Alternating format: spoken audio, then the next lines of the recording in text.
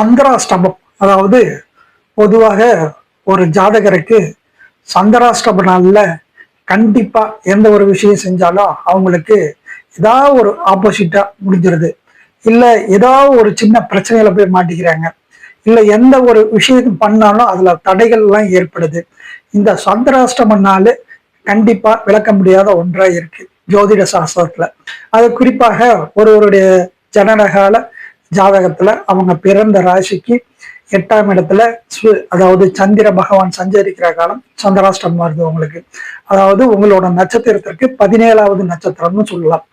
இந்த சந்திராஷ்டமத்தை நம்ம கண்டிப்பா ஏதாவது ஒரு ரூபத்துல கண்டிப்பா நம்மளால அதை கொஞ்சம் ஜெயிக்க முடியும். அதாவது மதியை விட விதியை பெருசு அல்ல.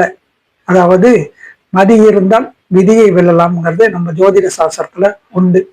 அதன் பிறகான நம்ம ஒரு குறிப்பிட்ட நூல்கள் எல்லாம் இந்த சந்திராஷ்டம நாள்ல இந்த ராசிக்காரங்கள்லாம் கண்டிப்பாக நம்ம இந்த தெய்வங்களை வணங்குவதனால உங்களுக்கு கண்டிப்பா உங்களுக்கு அந்த நாட்கள், இந்த 2 நாட்கள்லாம் கண்டிப்பாக நல்ல பலன்களே நடக்கக்கூடிய நாட்களாக அமையும்.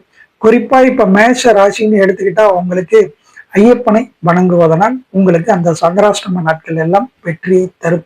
ரிஷபராசிக்காரர்களை பொறுத்த வரைக்கும் திருப்பதி வெங்கடாஜலபதியை வணங்குவதனால் அவர்களுக்கு மிகுந்த பயனளிக்கும். அதே மாதிரி மிதுன ராசியில பிறந்தவங்களுக்கு ராஜராஜேஸ்வரி அம்மன், இந்த அம்மனை வணங்குவதனால் இவர்களுக்கு மிகச்சிறந்த யோகங்கள் கண்டிப்பாக ஏற்படும். அதே மாதிரி கடகம்னு எடுத்துக்கிட்டா பரமேஸ்வரன், அதாவது மகா ஈஸ்வரன், ஈஸ்வரனை நீங்கள் வணங்குவதனால் கண்டிப்பாக உங்களுக்கு எல்லா விதத்திலுமே நன்மைகள் நடக்கும். அதே மாதிரி சிம்மம்னா சரஸ்வதி தேவி, அதாவது ஞானம், அறிவு. கண்டிப்பா நீங்க அந்த நாட்கள்ல நீங்க இந்த தெய்வத்தை வழிபடுவதனால உங்களுக்கு சில விஷயங்கள்ல இருந்து உங்க அறிவு திறமையால தப்பிச்சுக்கலாம். நல்ல விதத்துல உங்களுக்கு எல்லா விதத்திலும் நன்மைகள் நடக்கும். அதே மாதிரி உங்களுக்கு கன்னினா முருகனை வழிபடுவதனால் உங்களுக்கு எல்லா விதமான கஷ்டங்களும் தீரும். அது துலாம்னா மீனாட்சி அம்மனை வழிபடுவதனால் உங்களுக்கு பல வெற்றிகள் கிடைக்கும். விருச்சிகம்னா உங்களுக்கு மகாவிஷ்ணு நினைப்பதனால் உங்களுக்கு நினைத்த மாதத்திலே வெற்றிகள் கிடைக்கும்.